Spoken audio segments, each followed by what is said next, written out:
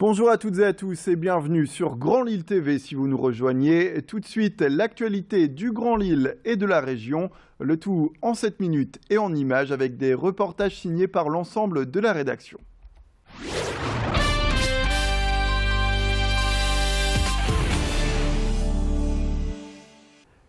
Et une image symbolique pour démarrer cette édition avec ce matin les ports de Lille qui ont accueilli leur 100 millième conteneur.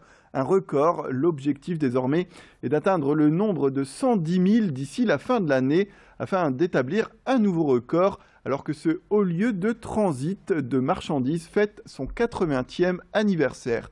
Cette réussite et ce record est en partie dû au rapprochement entre la CCI Grand Lille et les ports de Lille. C'était en place depuis 2013, une unification qui a permis d'établir une nouvelle stratégie et un redéploiement des activités fluviales et ferroviaires. L'objectif pour 2016 est aussi de développer d'autres liaisons avec le sud de la France, notamment vers Marseille ou encore Avignon.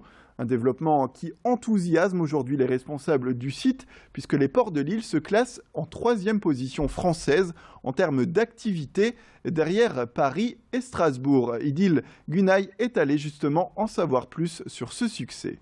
Ce changement de stratégie a eu lieu il y a 2 ans et demi et on voit un développement très rapide puisque en conteneurs nous avons 37% de progression par rapport à 2014.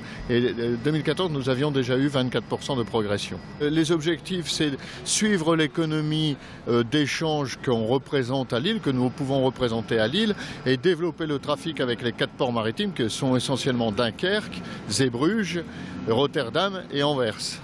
Donc aujourd'hui, nous sommes en train de réussir ce pari, ce qui est très bien pour Lille en général, pour la MEL et pour la région dans son ensemble. Un retour sur la sécurité intérieure et la protection de la population dans le Nord-Pas-de-Calais. Vendredi, le préfet Jean-François Cordet a réuni les édiles de la région afin de les informer concernant la prolongation de l'état d'urgence dans leur commune. Alors le premier axe de cette conférence a été de leur indiquer le rôle qu'ils ont à jouer aujourd'hui à l'échelle de leur ville pour la sécurité de leurs concitoyens. Ils ont pu également prendre connaissance du renforcement des effectifs de police et de gendarmerie dans le territoire et la coopération qui existe depuis une semaine après les attentats entre la police française et belge au niveau des frontières. Des contrôles qui sont plus denses dans ces endroits et des aides financières également ont été soulevées. Elles sont prévues pour aider les maires qui veulent s'équiper pour la sécurité. Sophie Laden était à ce rendez-vous à Lille avec les élus et le préfet Jean-François Cordet qui s'explique sur ce dispositif. Il y a, vous l'imaginez, une bonne connaissance des points de passage de la frontière par l'ensemble des services de police et de gendarmerie. Il y a une excellente connaissance des points de passage à la frontière par l'ensemble des élus qui jouxtent la frontière. Et bien évidemment, vous l'imaginez, l'analyse qui est faite est une analyse collective à partir de la dangerosité, à partir du chiffre de passage qui peut exister entre un lieu et un autre. Et il n'est pas exclu d'ailleurs que si les événements conduisaient à cette analyse, nous renforcions encore la sécurité le long de la frontière. Nouveauté et surtout adrénaline dans la suite de ce flash avec l'ouverture il y a un mois à Villeneuve-d'Ascq d'un complexe sportif hors du commun. Son nom c'est Expérience urbaine et le concept le voici, il s'agit de développer son agilité, sa force ou encore son équilibre avec des disciplines sportives toutes issues de la rue. Dans ces 2 salles, donc pas de machine de musculation, on travaille sa force avec le MMA, cette discipline qui alterne les arts martiaux.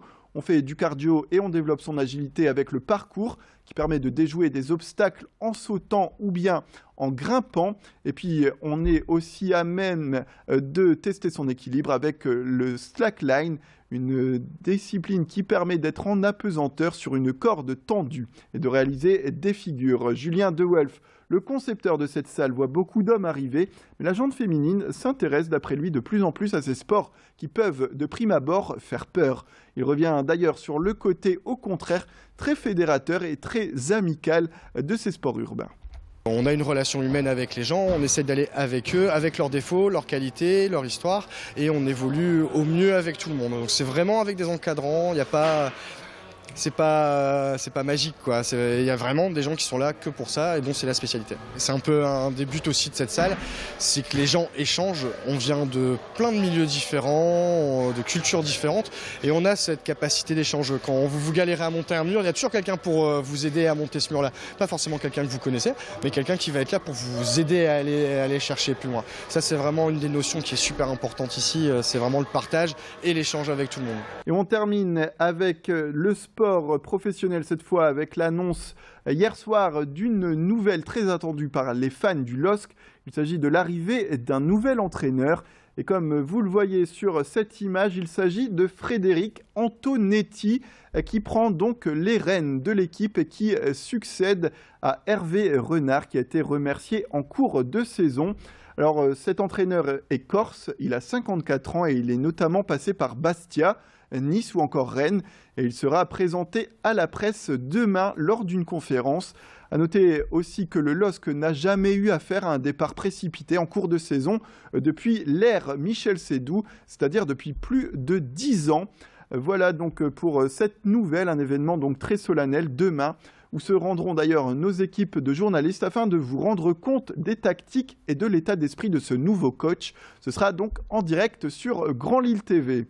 Et c'est la fin de cette édition. Merci à toutes et à tous de nous avoir suivis. Tout de suite, retrouvez la météo et l'infotrafic.